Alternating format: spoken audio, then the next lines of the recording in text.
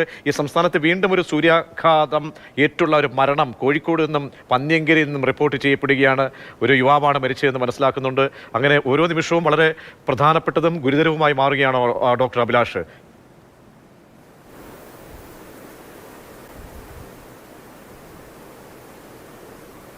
Doctor Abhilash കേൾക്കാമെങ്കിൽ ഒരു മരണം കൂടി റിപ്പോർട്ട് ചെയ്യപ്പെട്ടിരിക്കുകയാണ് സൂര്യാഘാതമേറ്റ്. അതെ, തീർച്ചയായിട്ടും അത് ഹീറ്റ് എക്സോഷൻ ആയിരിക്കും. പ്രായമായ ആൾക്കാർ പല പ്രദേശങ്ങളിൽ കുഴഞ്ഞു വീണ് മരിക്കുന്നുണ്ട്. ഇത് തീർച്ചയായിട്ടും ഹീറ്റ് എക്സോഷൻ കൊണ്ട് സംഭവിക്കുന്നതാണ്. കാരണം അവരുടെ ബോഡിക്ക് ഇത് അതായത് ബോഡിയുടെ താപനില ക്രമീകരിക്കാൻ പറ്റാത്ത തരത്തിൽ ആംബിയന്റ് ടെമ്പറേച്ചർ കൂടുകയും ഹ്യൂമിഡിറ്റി കൂടുകയും ചെയ്യുമ്പോൾ സംഭവിക്കുന്നതാണ്. അപ്പോൾ അതാണ് ഡോക്ടർ തന്നെ സൂചിപ്പിച്ചത്. ഇത്തരം അവസരങ്ങളിൽ ആ ഒരു ഹീറ്റ് എക്സോഷനിലേക്ക് പോകുന്ന ആ ഒരു കണ്ടീഷനിൽ എത്തുന്നതിന് മുമ്പ് തന്നെ ഇതിൻ്റെ സൂചന കണ്ട് ഉടൻ തന്നെ വൈദ്യസഹായം തേടുക എന്നുള്ളതാണ് ഇതിനൊരു പോംവഴി എന്ന് പറയുന്നത്. അപ്പം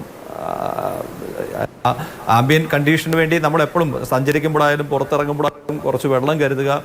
11 മണി മുതൽ 2-2:30 വരെയുള്ള സമയത്ത് കഴിവതും പുറത്തേക്ക് ഇറങ്ങാതിരിക്കുക. പക്ഷേ ഇതൊക്കെ നമുക്ക് ആലങ്കാരികമായിട്ട് പറയാമെങ്കിലും പുറത്ത് പണിയെടുക്കുന്ന ഉപജീവനത്തിനായിട്ട് പുറത്ത് പണിയെടുക്കേണ്ടി വരുന്ന ഒരു കൂട്ടം ആൾക്കാരുടെ കാര്യം എടുക്കുമ്പോൾ ഇതൊക്കെ എത്രത്തോളം പ്രാക്ടിക്കലാകും എന്നുകൂടി നമ്മൾ ചിന്തിക്കേണ്ടതായിട്ട്. ശരി, തീർച്ചയായും ഡോക്ടർ അഭിലാഷ്. ഒപ്പം തന്നെ ഡോക്ടർ അരുൺ, വളരെ നന്ദി. വളരെ പ്രധാനപ്പെട്ട നിർദ്ദേശങ്ങളൊക്കെ നൽകിയതിന്. ഒപ്പം തന്നെ സജാദ് അവിടെ നിന്നും ഗൾഫിൽ നിന്നും അവിടുത്തെ സാഹചര്യം കൂടി നമ്മോട് വിവരിച്ചു. നമുക്ക് ഇപ്പോൾ സംഭവിച്ചിരിക്കുന്ന ഈ ദിവസം രണ്ടാമത്തെ ഒരു മരണമാണ് സൂര്യാതാപം ഏറ്റുണ്ടാകുന്നത്. അത് പന്ന്യങ്കരിയിൽ നിന്നാണ് റിപ്പോർട്ട് ചെയ്യപ്പെടുന്നത്. കെ വി രാഹുൽ ഈ വാർത്തയുടെ വിശദാംശങ്ങൾ നൽകാൻ ചേരുന്നുണ്ട്. രാഹുൽ, എത്ര വയസ്സുള്ള ആളാണ് മരിച്ചത്? എങ്ങനെയാണ് ഈ സൂര്യാതാപം ഏറ്റു തന്നെയാണോ? സ്ഥിരീകരണം വരുന്നുണ്ടോ?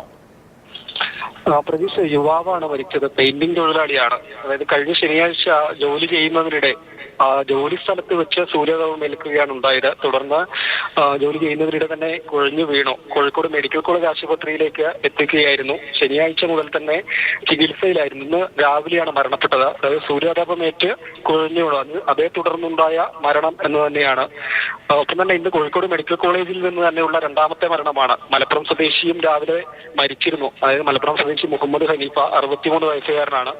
ഇന്നലെ മലപ്പുറത്തെ താമരക്കുഴിയിൽ ജോലി ചെയ്യുന്നവരുടെ സൂര്യാതാപം വെച്ച് കുഴഞ്ഞു വീഴുകയായിരുന്നു. ഉച്ചയോടുകൂടിയാണ് അതായത് കൽപ്പണിക്കാരനായിരുന്നു. പണി ചെയ്യുന്നവരുടെ സൂര്യാതാപം ഏൽക്കുകയും കുഴഞ്ഞു വീഴുകയുമായിരുന്നു. പിന്നീട് മലപ്പുറത്തെ സ്വകാര്യ ആശുപത്രിയിൽ എത്തിച്ചു. അവിടെ നിന്ന് കോഴിക്കോട് മെഡിക്കൽ കോളേജ് ആശുപത്രിയിലേക്ക് റെഫർ ചെയ്തു. ഇന്ന് രാവിലെ മരിച്ചിരുന്നു. അങ്ങനെ 2 മരണമാണ് സൂര്യാതാപമേറ്റതിനെ തുടർന്ന് ഇന്ന് കോഴിക്കോട് മെഡിക്കൽ കോളേജിൽ നിന്ന് ഉണ്ടായിട്ടുള്ളത്.